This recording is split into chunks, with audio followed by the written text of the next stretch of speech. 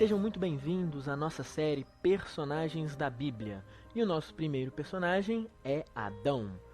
Adão foi o primeiro ser humano criado por Deus, e ele foi feito à imagem e semelhança de Deus. Porém, ele foi feito do pó da terra. O que isso nos diz? Podemos perceber que nós, seres humanos, temos duas naturezas. A natureza divina, perfeita, imagem e semelhança de Deus, e a nossa natureza terrena, carnal. Enquanto nós morarmos na terra e aqui estivermos, nós temos que lidar com essa natureza. E lembrando que, após o pecado de Adão, essa natureza foi corrompida.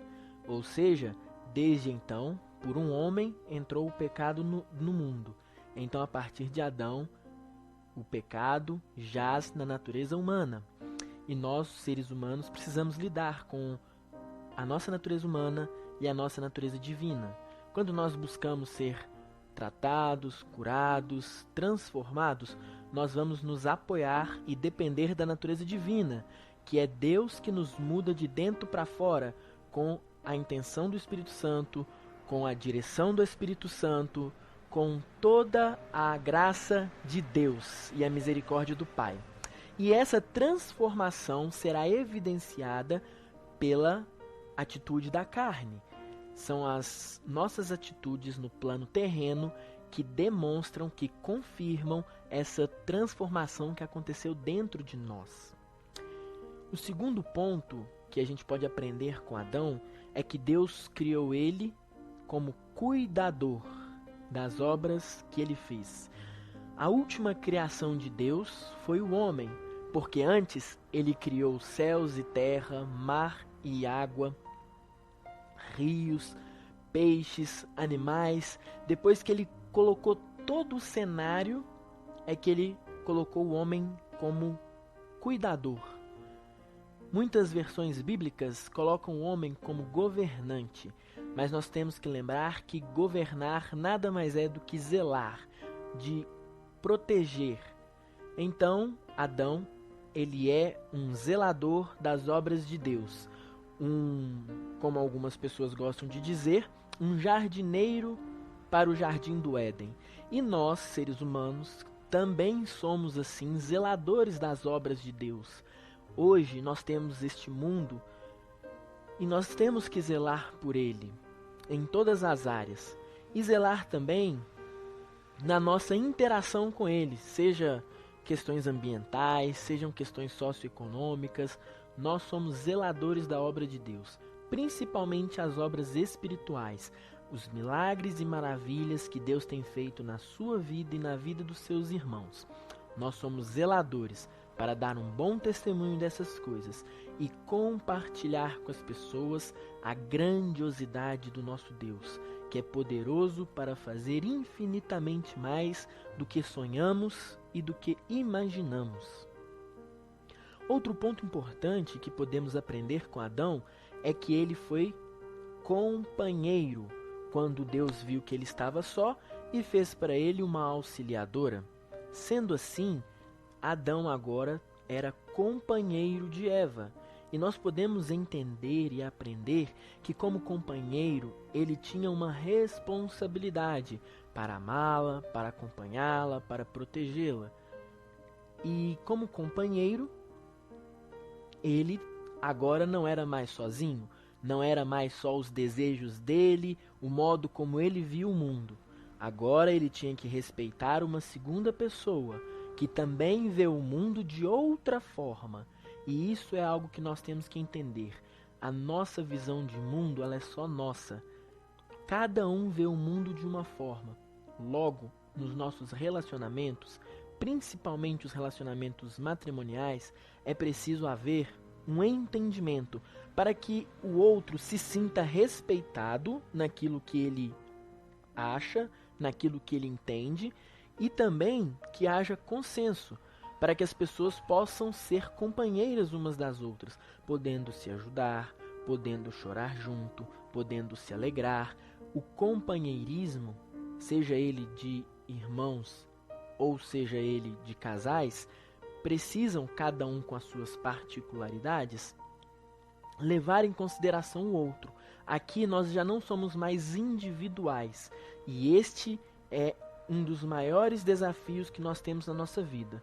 Não sermos individualistas, egoístas ou egocêntricos.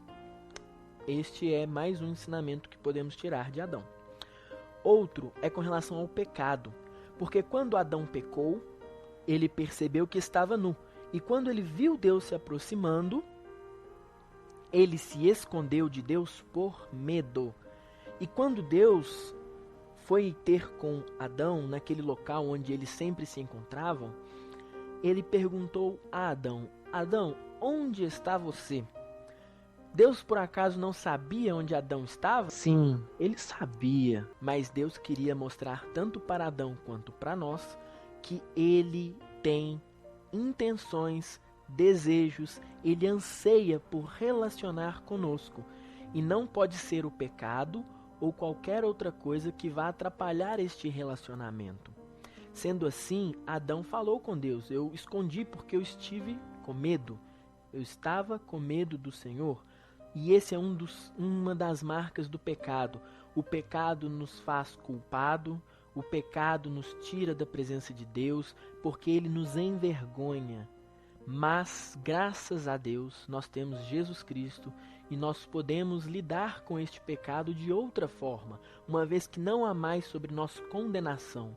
Nós devemos buscar a Deus independente de como estivermos, para buscar dele o perdão, a misericórdia e jamais sair deste lugar onde Adão sempre encontrou a Deus, que é o lugar da intimidade, da presença de Deus. Outro ponto importante que podemos aprender com Adão está na relação entre ele e Eva, quando Eva comeu do fruto e deu para Adão. A primeira coisa que Adão fez depois de ter aceito, foi virar para Deus e falar: a mulher que tu me destes me deu de comer do fruto. Ou seja, ele não se responsabilizou pela sua atitude e jogou para o outro.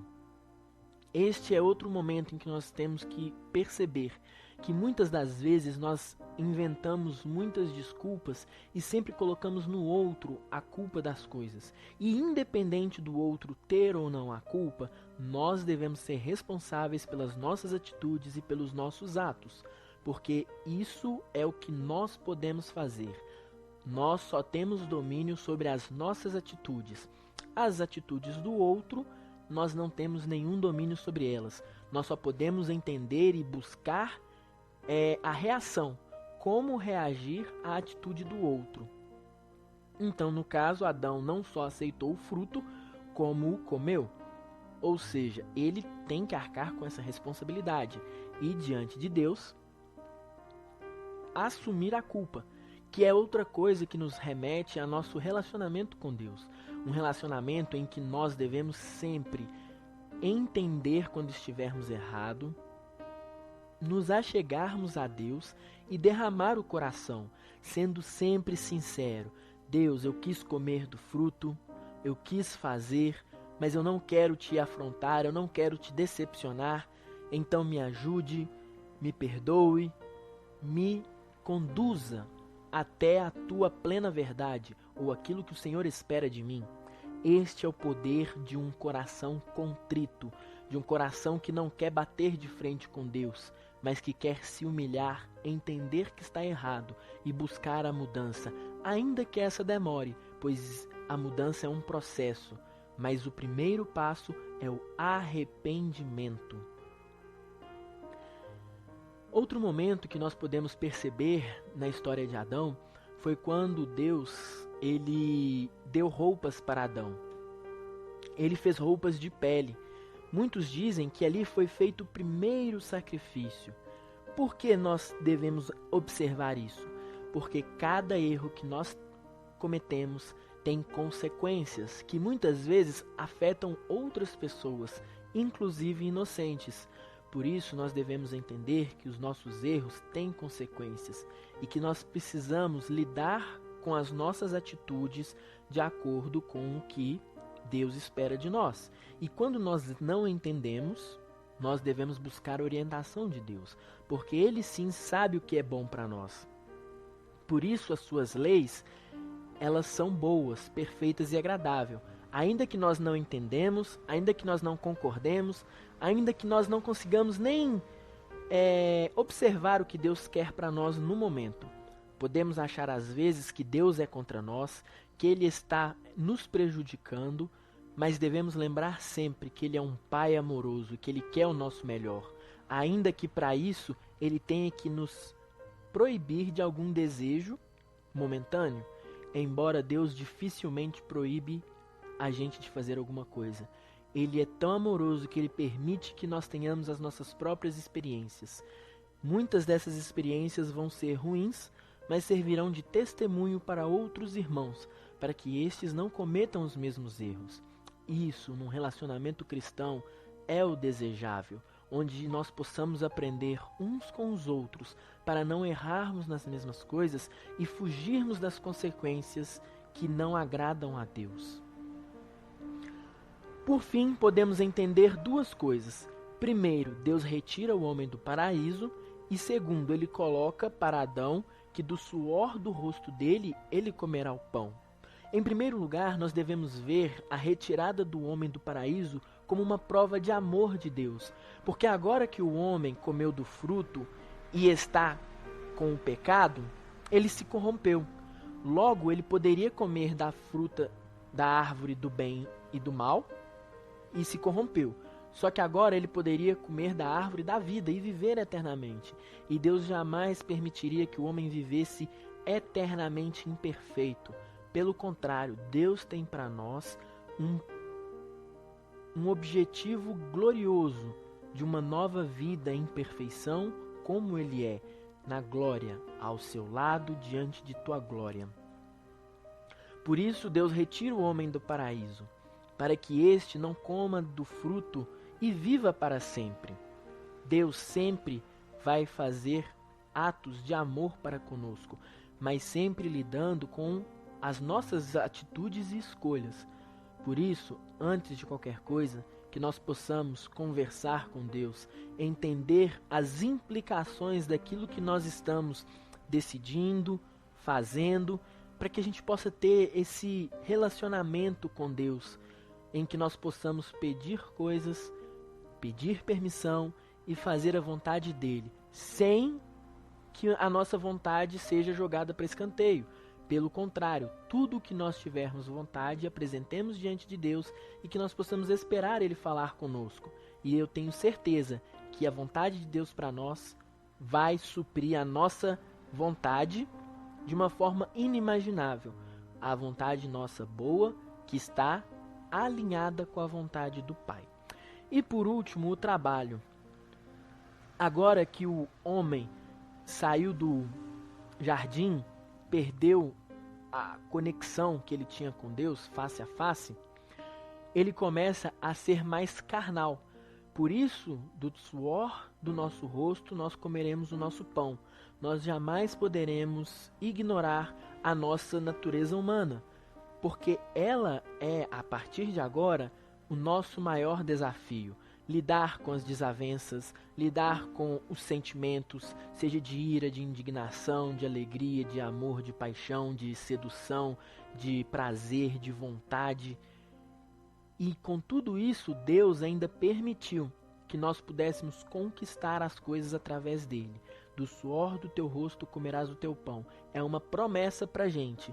Muitos podem ver como uma maldição, porque antes ele não precisava, entre aspas, trabalhar pelo seu sustento. Ele só gerenciava o jardim.